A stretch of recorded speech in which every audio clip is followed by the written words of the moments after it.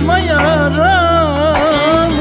Bu bendeki derdin sebebi sensin.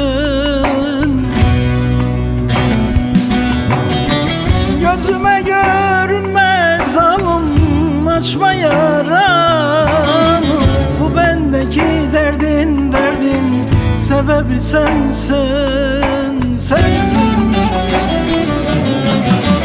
Sebebi sensin zalim, sebebi sensin. Bu bendeki derdin sebebi sensin. Sebebi sensin zalim, sebebi sensin. Bu bendeki derdin sebebi sensin, sensin.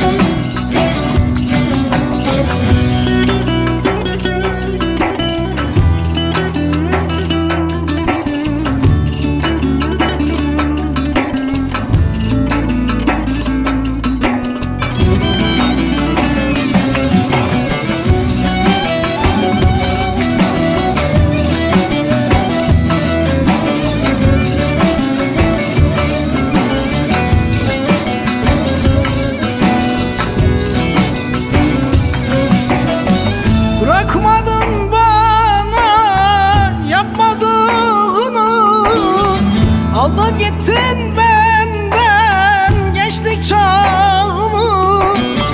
Baharda kuruttun zalim yeşil bağımı.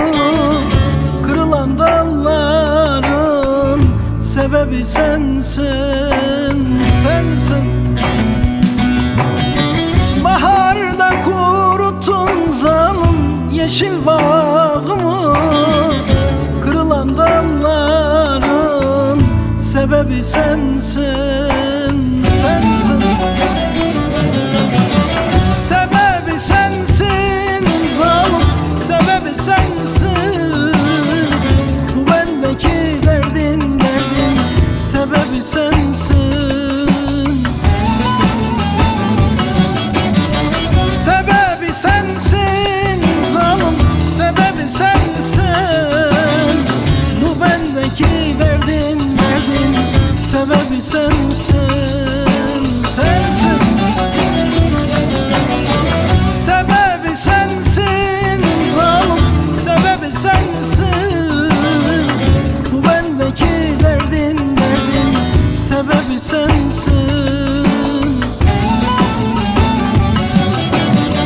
Sebebi sensin zalim, sebebi sensin.